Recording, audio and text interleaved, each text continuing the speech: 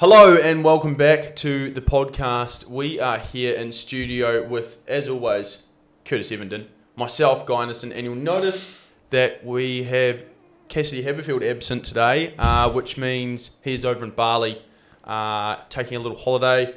Good for him. He deserves a rest, but instead, replacing him, we have our first guest, Mr. Tyran Mowbray.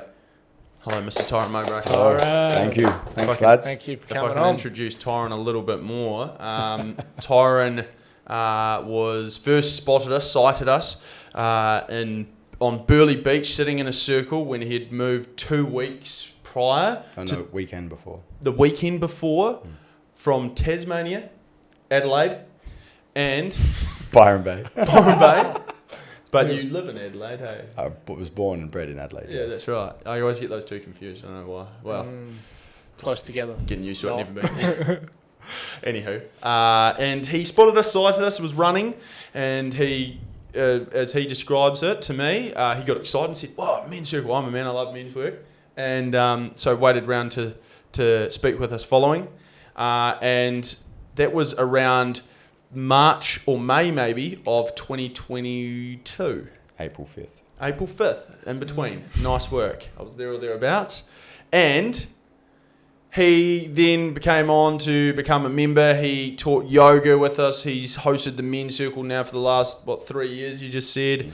In 2022, he was our first recipient of the Man of the Year award. And that was awesome. He's come on to...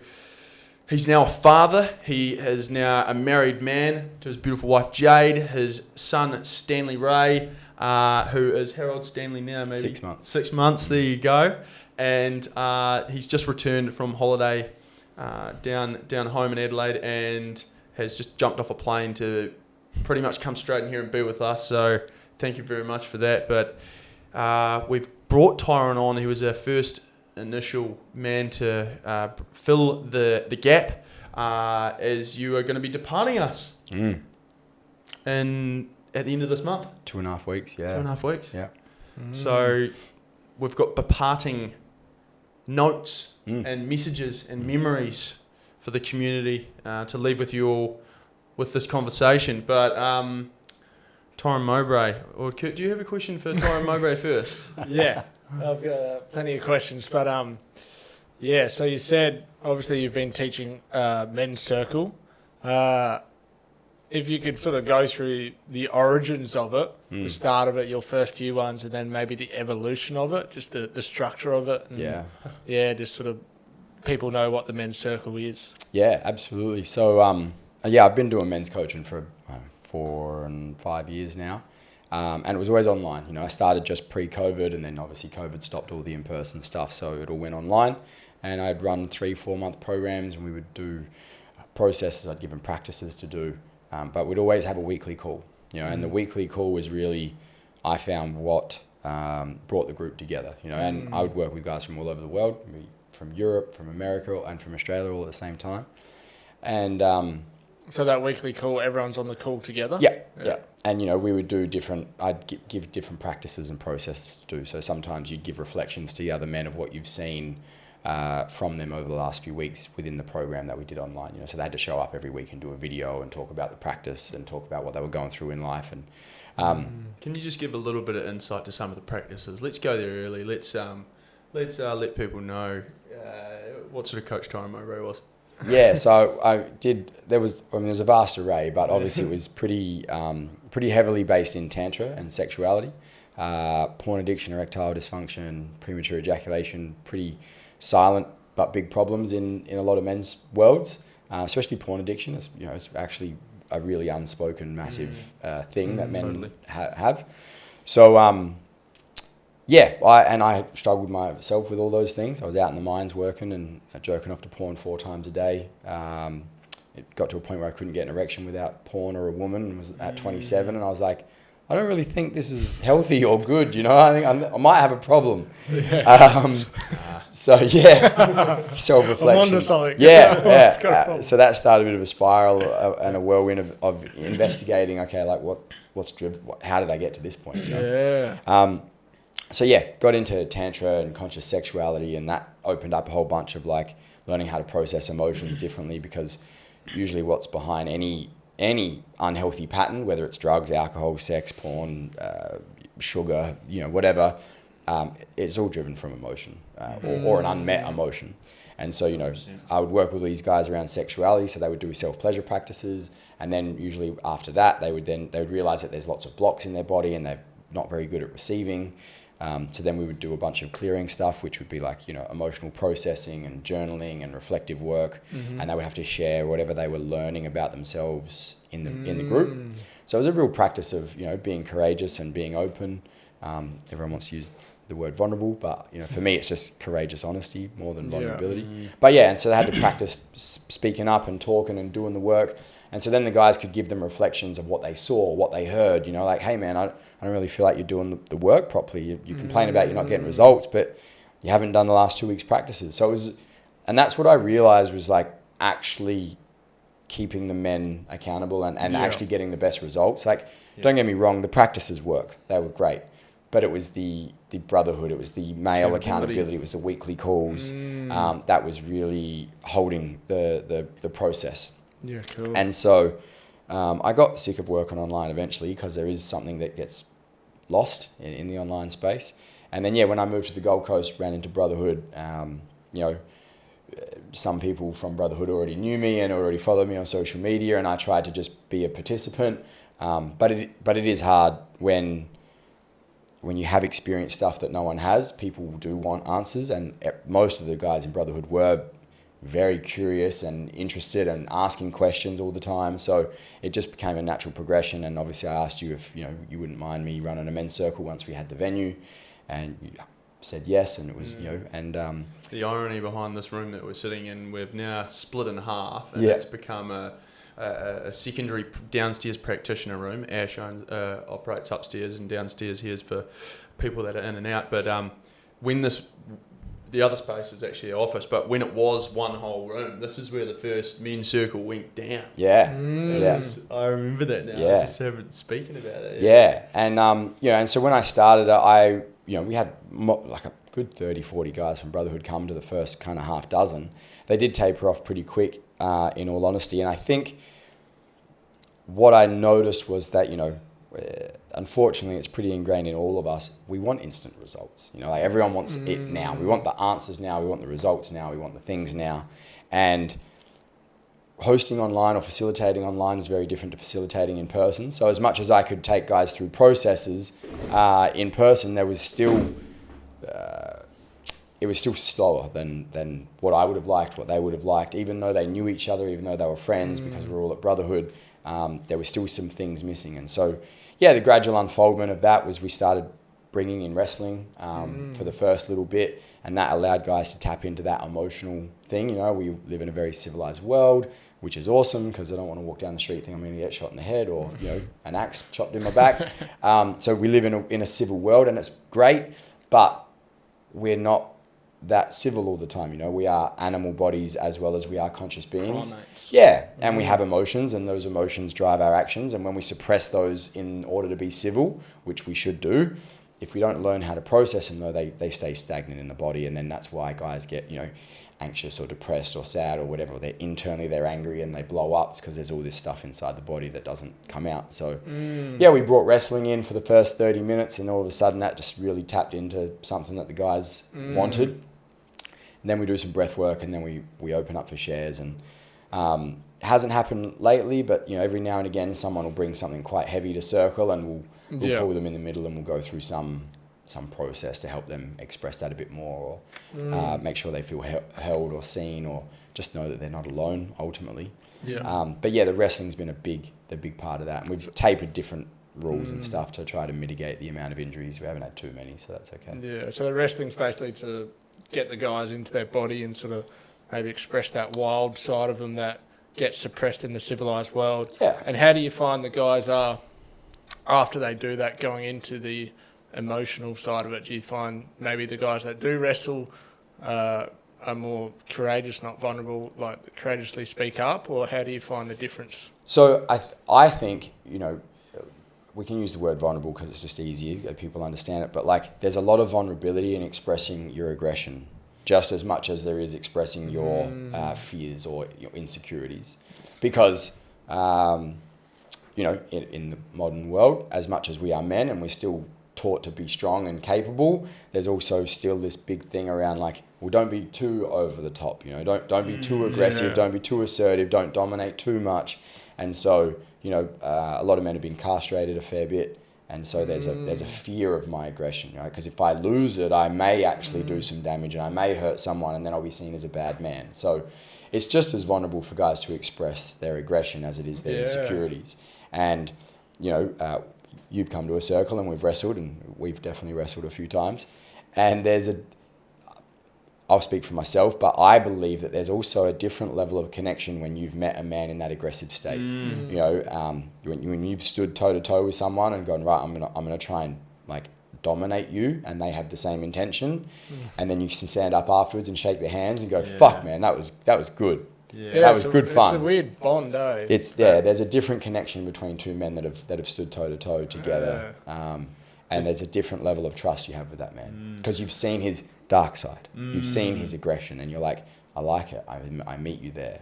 When you step in with someone and they don't bring their full self, like they don't unleash all their potential energy on you, you can't trust that, man. It's not like for someone to not fully like give all of themselves to you. It's like a little bit of betrayal. It's like, oh, why are you like backing out, or like, well, there's trust, I think, because it's like, oh, well, you're not going to show up for me in battle with full courage. And then there's also, oh, do you not think I could beat you at your full self or something as well? Like, it's interesting what plays out in the mind in those scenarios. And, one of the things that we get to do is after we do the wrestling, and I tell them, during the pre-wrestle talk, there is no talking during wrestling. Like, obviously you can support the man in the middle a little bit, but when they come out, I don't want the guys to be like, oh, bro, that was so good, or, oh, you could have done better. It's like, I want the men that wrestled and the men that witnessed to sit there and sit with their own judgments. And, because you do. You judge the men wrestling, you judge yourself. You judge yourself if you don't get in. You judge yourself if you do get in. You judge, like we all, that's how we work. That's such a powerful thing I've found after the wrestling is, no one talks. They sit back and they just sit with it. And so, there's no getting that external validation or whatever. It's like you're sitting with how that went and you're tapping into the inner self instead of like, oh, nice work, man. Or like, and it's like next time. And it's we need that boisterous male. We have it in the workouts. The buzzer goes. Everyone's cooked after a workout, and everyone's like high fiving each other, and it's really good and really important. And there's also times like when you've pushed yourself to a point that you maybe haven't pushed yourself to, whether it's a workout or a wrestle or a whatever. It's very curious to sit in that like, fuck, I just took myself to a place I've never been before. And now how do I feel about myself, Or I just watched Kurt tag this guy out 5 times in 2 minutes and I have judgment on him. He was too aggressive, he wasn't strong enough. You shouldn't have gone that hard, But it's like, well, now I'm judging you because I thought you were too aggressive, or maybe I'm judging the other guy because he didn't put in enough, or, and if you, to sit and reflect with that, which is what we do during the breath work, we guide that afterwards. It teaches men a lot about themselves and how they perceive themselves and themselves versus the world. Yeah, super powerful practice for sure. Yeah. And what sort of things do you find, like coaching a lot of guys and guys that maybe come to the men's circle, like what do you find guys struggle with the most? Like, is there a common denominator there? Like with anything that most men you feel like struggle with? Yeah, I mean, it's just like most men don't believe in their ability to make decisions for their life, their life, their family, their whatever. They feel a little bit lost on, I don't know what to do next, like. Interesting. Yeah. It's the same thread, different story. A couple of years ago, I was tripping mushrooms with some hippies in Nimbin when I was on a round Australia tour, and one of them just said off the top of his head in the middle of the trip, he just goes, bro, we're all just winging it. And I lost the plot. I thought it was hilarious. It was in that moment, I was like, no one knows what the fuck they're doing. Like, literally, everyone is making this shit up as they go along. Derealization. Yeah. You're so right. Well, I was pretty deep on the spiritual path, and I was reading heaps of books on the Dalai Lama, who's like, one of the most spiritually advanced humans we have on the planet.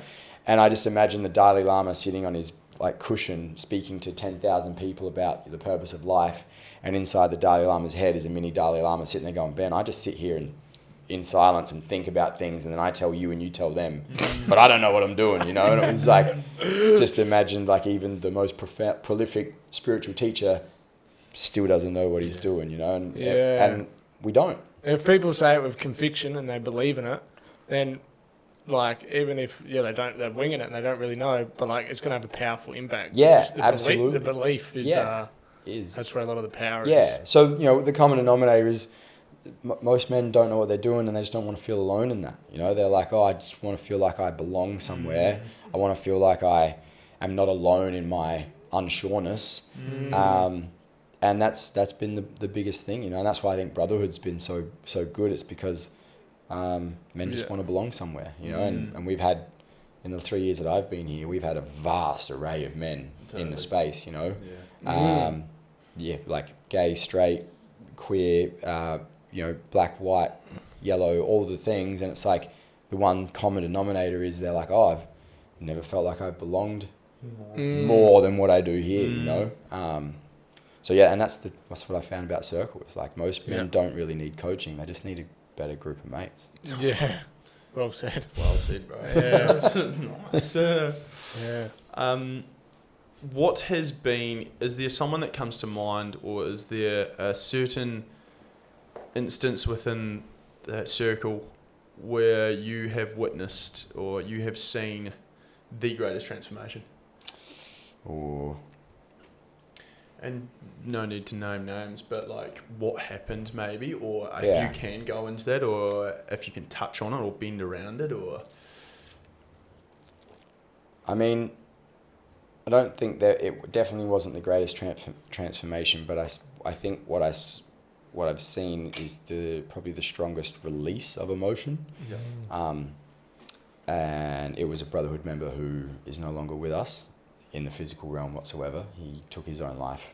So it was unfortunate it wasn't enough, you know, and there was other support that he needed that for whatever reason he couldn't feel like he could receive. But he'd been coming for a few weeks and he'd been really, really struggling. And, you know, it's a hard thing to facilitate someone who's in that level of kind of depression and sadness. Totally. And, you know, there was lots of support for him to go get professional help also. But yeah, there was a moment where he stepped in and he finally went to what I've found is that we can't move on from an experience in life. Like the victim story will never be let go of until it's heard. You know, like we all have a story of like, I've been done wrong by someone. Heard by, like you want someone else to hear it, or heard by yourself? Both. Yeah. It can't be heard by someone else until you've actually allowed yourself to speak it.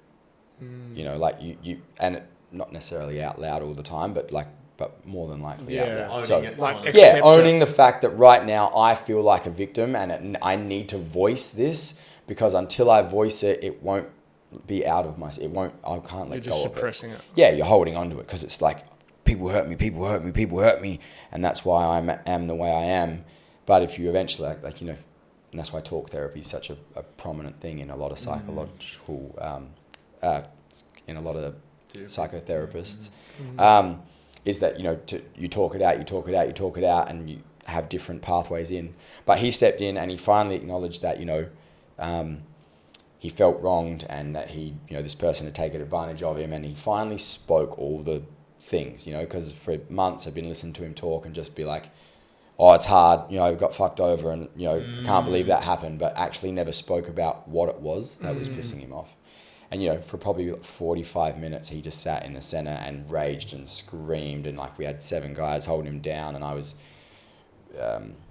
supporting that emotional process. And, there was just tears and screaming. It was pretty hectic. Really, really profound, And for the next 3 weeks, he was a different man, but he didn't get all the way to the core of it. And then, kept looping back to that victim story. And I think it was probably 6 or 7 months later was the unfortunate time. But, so not the greatest transformation and happy story, but the work. Yeah, it was that was probably the toughest moment in Circle that I've had.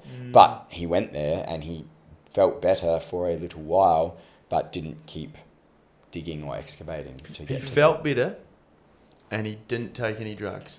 Yeah. He felt better by just releasing emotion that was stored and trapped within his body that he'd suppressed and pushed down for so long, ignored it, flown the wool over it, and then finally once you were able to peel back the layers and then give him the space, the opportunity to trust himself and going to those depths and pulling that up to the surface, he was then able to breathe. And fuck it, I can imagine what it would have been to like see that process of someone in that nature, like just fully sending it in terms of... He would have felt a lot lighter. Yeah, he did. It would have been so deep that it's like... So, and like the man that won Man of the Year last year, you know, he came to Circle every week and he had a really rough year. Yeah. And for example, we'd come in and he'd wrestle 3 or 4 times a night, and then afterwards he would open up in Circle and sometimes ask for more support after that. And, you know, like there were moments of desperation for him that year as well, because he was just like, how many more times do I have to do this? You know, how many more times do I have to feel how I feel? And at the end of the year, you know, he's in the best physical shape of his life. He won Man of the Year. He started his own business. It's like... He's got permanent residency. Got permanent residency, all these things, because he did keep showing up and he did keep taking himself there. And so it's like, you know, the flip side of the coin. It's like someone that went there once and thought it was done, and someone that went, no, it's still here. And he had the courage to keep showing up week in, week out, keep being honest, keep taking himself to that. I'm fucking upset, I'm depressed, I'm not happy, like what's going on? And now he's in the best... The power of stories, like the victim mindset, and then, it's like, what's the best way for people to change that victim mindset, you guys find?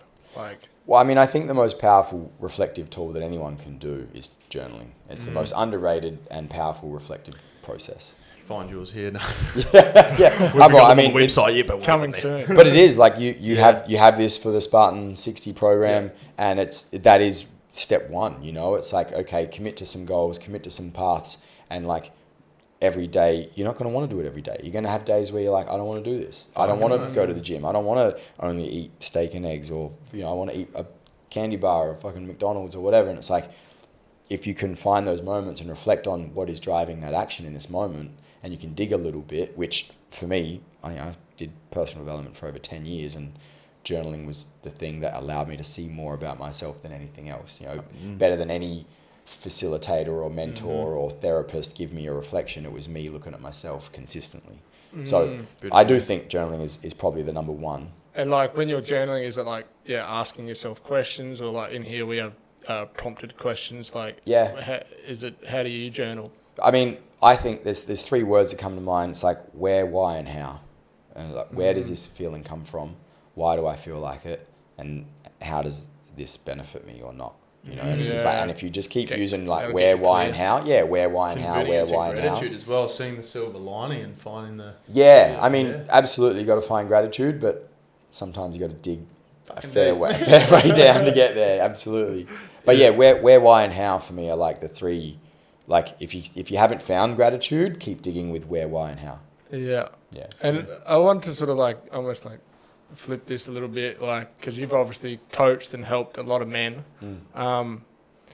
What's the biggest thing you've learned about yourself, like within the helping other men and coaching other men? Like, what have you learned about yourself in that process? I don't have an infinite capacity to help people.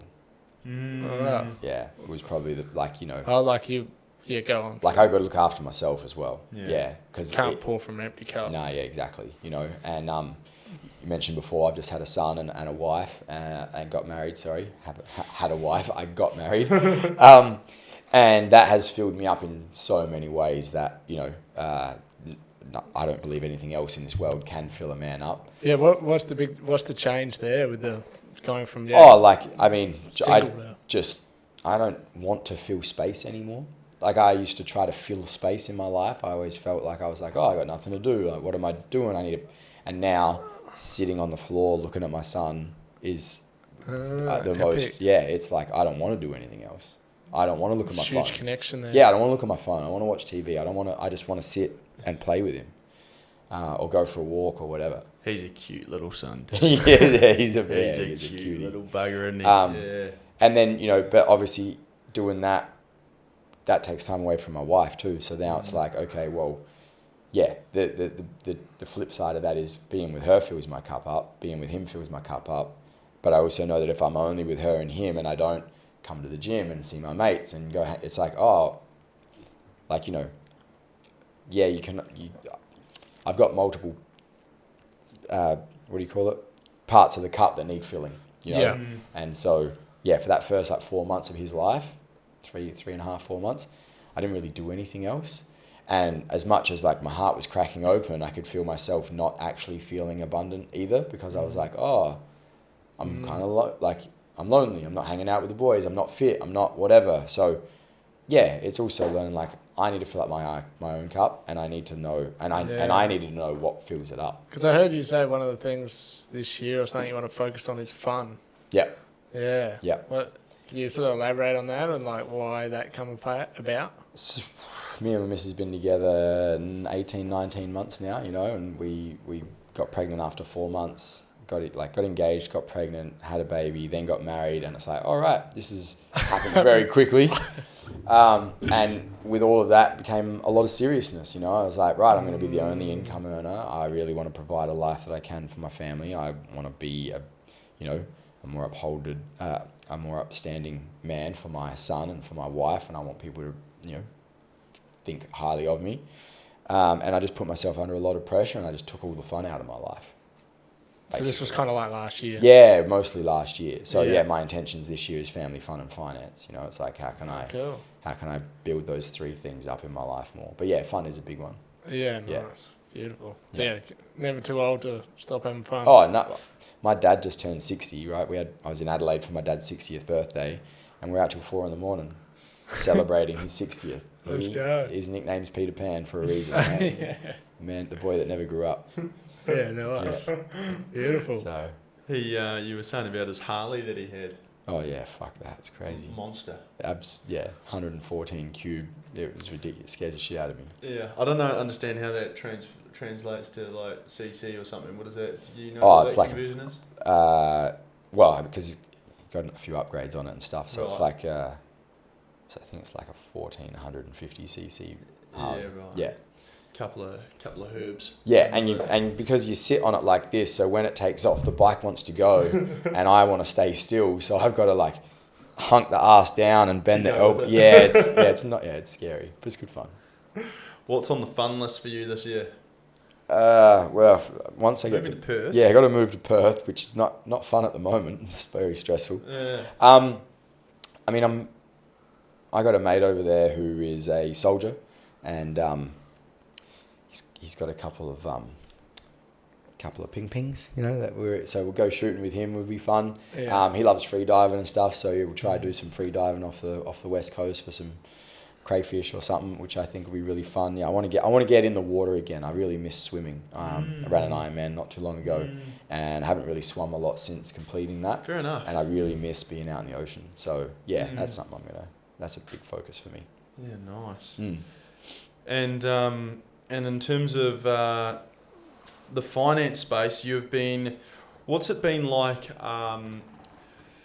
You've kind of let go of the identity as a coach this year, right? Yes. Yeah. And what have you set more into, father? Yeah, well, yeah, because what I realised, like I said, I was filling space, before Stan was born. Jade and I basically, Tuesday nights was circle, Wednesday nights I had coaching, Thursday nights I had coaching, and I was working every day as a bricklayer as well. So Mondays and Fridays and then the weekends were the only times that I had to spend with Jade. And then the moment Stan came along, it was like, oh, well, I don't see him for 3.5 days, basically. I come home from work at 3:30, we put him down at 6. I've got an hour and a half, and then I'm on the phone doing calls. I'm not even spending time with my wife when he's in bed. So, yeah, I stepped away from coaching. And it won't be forever. I can't not do it. It is a part of who I am, even though I've let go of it. But it's more okay, just a reshuffle of priorities. And it's okay, I've been talking to Jade about it just recently, and it's like, how do I make it work, you know? And a good friend of mine, Dane Thomas, I was chatting to him about it the other day, and he's like, well, what do you want, Tyran? And, you know, it's funny because I've helped a lot of guys, you know, life by design, let's plan what you want, blah, blah, blah. But then when it's my own life, sometimes I'm like, oh, it's not working. And he basically just broke it down. He said, well, write it out. What do you want? Like, you get to build the life you want, Tyran. You get to run programs however you want. Stop listening to these other coaches. You've got to do it this way and this way. What do you want? Because once you align what you want with how you're acting, like it will manifest, you know? You only want to run 3-month programs and not do any online, or you only want to do this, then do it. But once you do it, stay committed and see it through. That's a big one. Oh, absolutely. And it's nice because I fucking need it just as much as the next man. Even though I help guys, you know, I've said to a lot of people, I'm the best relationships coach in the world until it's my relationship, because I'm now emotionally invested, right? So I can't see my shit when I'm in it. And that's what I also love about Circle and just having mates at the Brotherhood and everyone. It's like, you can't see your own shit when you're in it. You can't. You know, some blind spots. It's hard. Yeah. Why is it so hard? Is it like because you're tied up emotionally? Like, yeah. Well, I heard this quote: we make decisions with emotion, and then we rationalize it with our mind. So if you're emotionally unsettled, you know, you're like, I've fucking worked hard. I'm having a bag of Maltesers or this cigarette or whatever, right? So the emotion is driving the action, and you justify it with the mind of like, you know, I'm unsettled. I need this thing to settle me. You have it, and then you're like, I'm doing it because I trained hard today, or I did this, or I did this. Yeah, so it's you like, make it make sense. Yeah, You're like, that's the way. Yeah. So we make decisions with emotions, and then we rationalize it with our mind. And so that's why, you know, even though we want to talk about men being emotionless, no one is emotionless.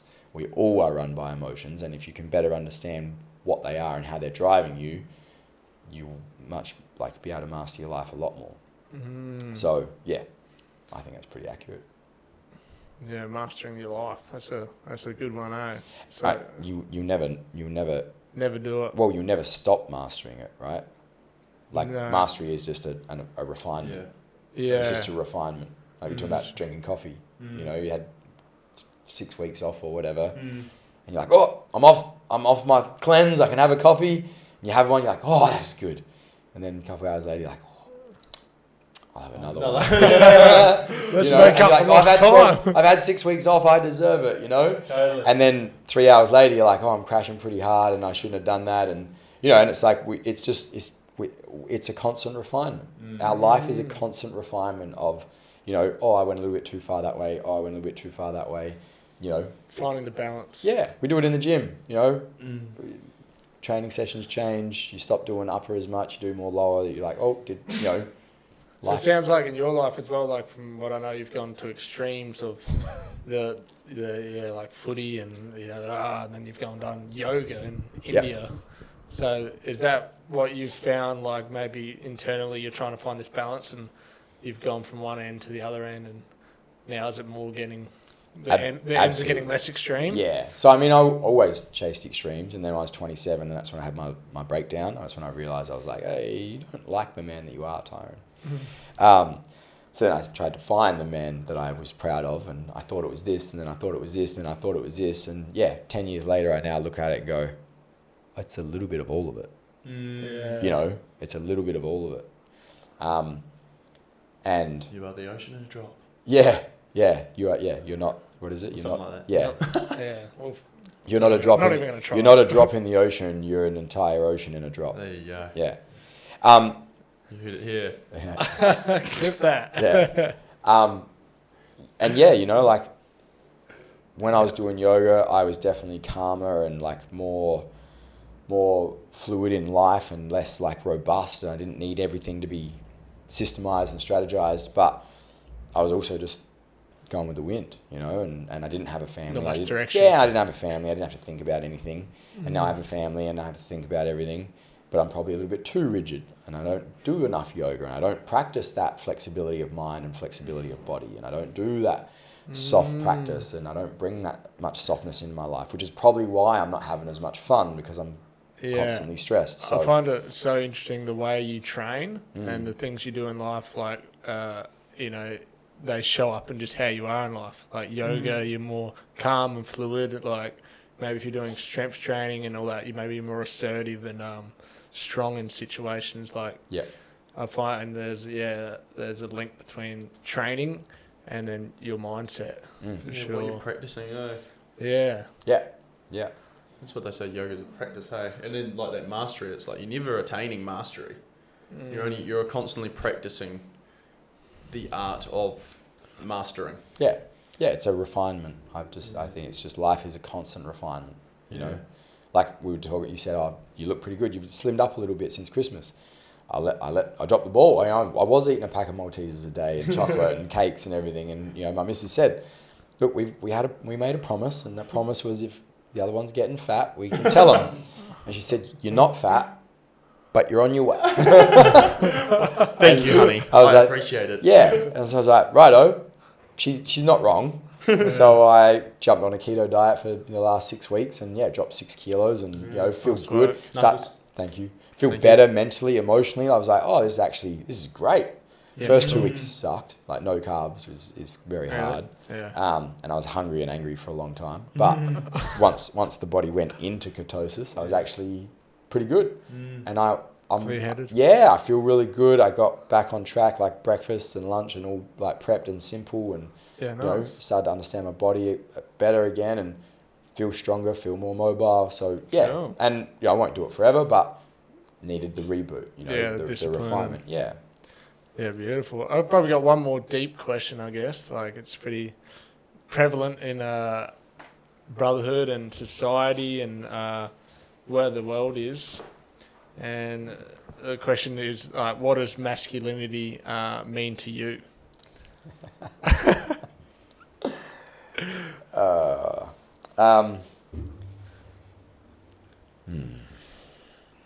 It's so a lot of the tantric teachings are based around polarity, masculine and feminine, and then the occult teachings that I've done, which is a not tantra but a bit more esoteric, they bring in another aspect. So they bring in this concept of dark and light, or consciousness and matter. Okay. So you've got masculine, feminine, consciousness and matter. Matter being dark, consciousness being light. And so it breaks it up, instead of being halves, it breaks it up into quarters. So you have a dark masculine and you have a light masculine. So think of a conscious masculine energy as more like a yogi or a like Buddha, Jesus Christ are archetypes of them, priests. They're kind of more ascension-based, more like consciousness up. And then you've got dark masculine energy, which is more matter-based. So it's more like warriors, soldiers, that more animal-based, kind of predatory being in the material world. Yeah. And so, my take on masculinity is probably a little bit different than others in that regard. And it has its place. I think it, because you have the be a good boy or be a bad boy, it's like the good boy is usually seen as the nice guy that does all the right things, and the bad boy is seen as the rule breaker. And, I don't think neither is right nor wrong. Both have healthy and unhealthy expressions. So too much good boy energy, you're cut off from your primality, and too much primality, you're cut off from your heart and consciousness and awareness. So they both have shadow aspects. And ultimately, I think the role of masculinity is to hold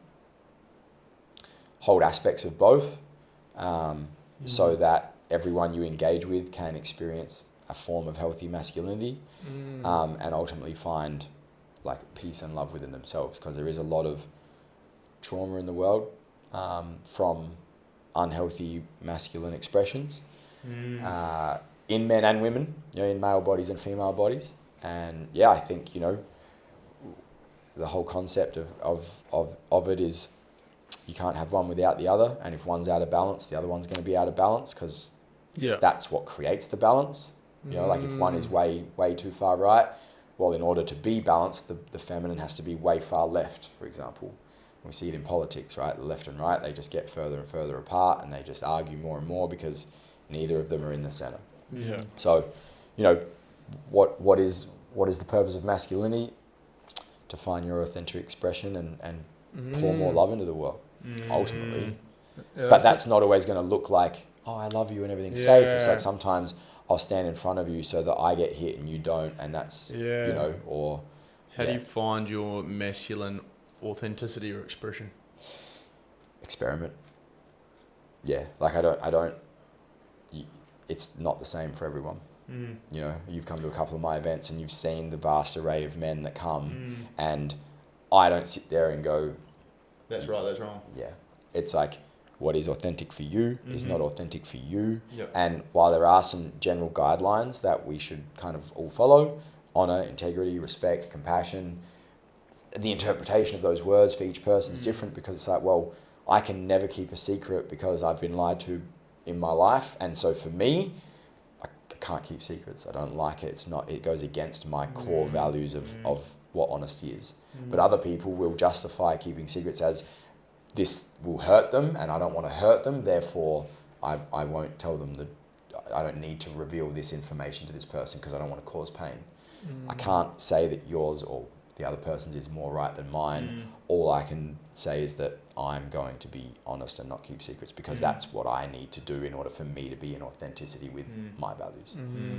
You can see that sort of created in the men's circle there. It's such a judgment-free environment, which is powerful, you know, for people to be able to express themselves and feel safe, you know. So creating that judgment-free environment is, it's powerful. How do you guys both go about sort of creating a judgment-free environment? Has that been not judging yourself, like, or how do you just tap into that? Judgment-free environment. Well, trying to live without it myself, for sure. Like, I don't know.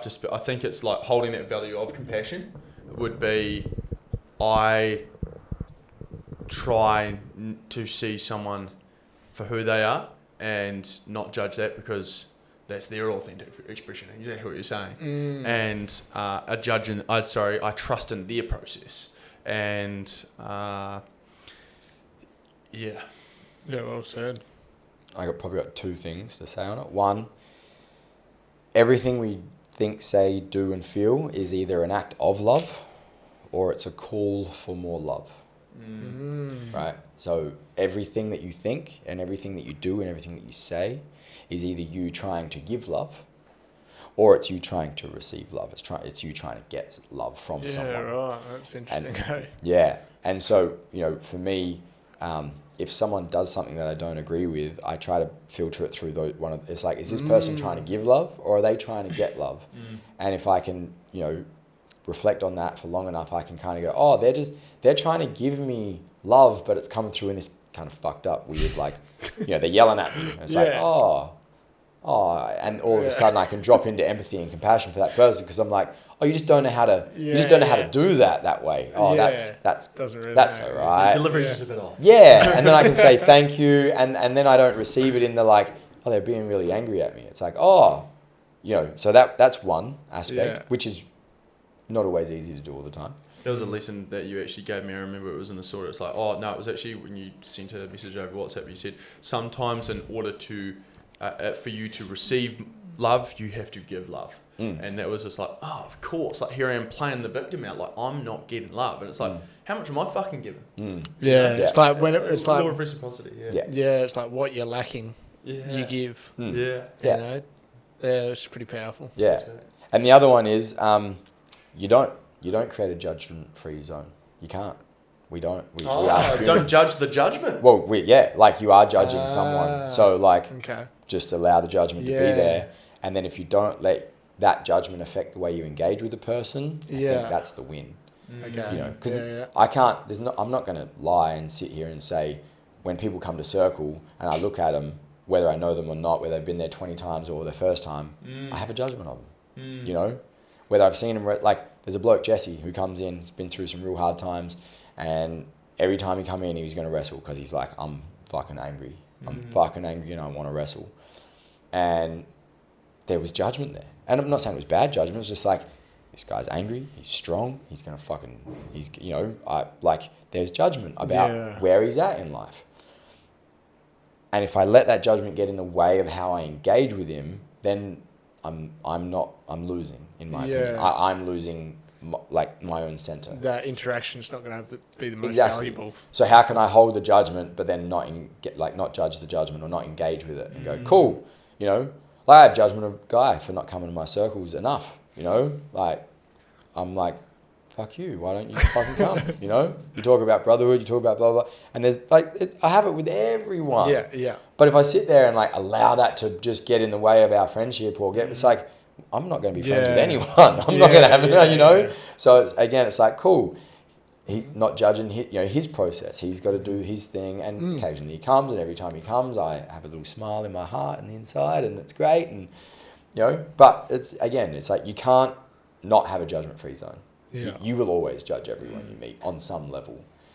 It's actually healthy. Yeah. It's what we do to protect ourselves. Yeah, it's instincts. So it's how you engage with that judgment, I think, is the other layer.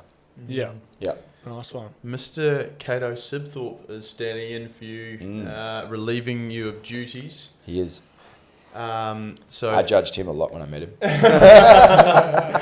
And now he's stepping in to be you. Yeah, he is. So, there's a... I'm really happy that he is stepping in. Yeah. He's done amazing in the last few years. Yeah, he has. He's been very committed to that circle, hey? Yeah.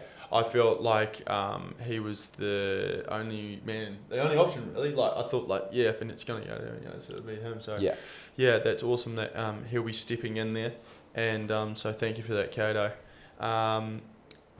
There's a word that you say for the crescendo of every men's circle that you've invented, and it just so happens to be there on the chest. It does. There, and it's jiggy moo. Do you want to talk the people, the viewers watching from home, what jiggy moo means and how it came to be?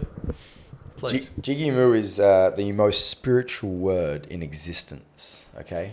Listen up, guys. So I've sat in a lot of spiritual containers, medicine circles, conscious communities, shamans, yogic schools, all that type of stuff. And the commonality is like, in yoga, everyone says namaste when you finish practicing. In a lot of medicine circles, they'll say aho or ho. It's American Indian tradition. And there's a few others in different religions. I mean, Christianity will say amen as when they finish a prayer. So it's pretty common to have a word. And I've experienced some not so fun moments in some of these spiritual containers, and I started to get a bit of resistance to them, and I was like, fuck this, I don't want to be here anymore. And I'd started to rebel a little bit. I'm a natural rebel, always rebelled most of my life. And, sitting in a circle and just hearing all these people inauthentically, in my opinion, my judgment of them, pretend to be like Father Sky, Mother Earth, and it would just grind me. And so basically in my rebellious state, I was like, how can I fuck with everyone as much as I possibly can? And so I made up my own spiritual word. Funny enough, we were some friends of mine. We were running a triangle temple. So think of there's three of us in a podcast, right? And if it was just me and you, we would talk. You would have a question, I would have an answer, and there's only like one plane of conversation. But by having a third member, it triangulates the conversation, right? So when I say something to you, you'll hear it differently because you're a different human, and you'll have a different question based off what I said, or vice versa.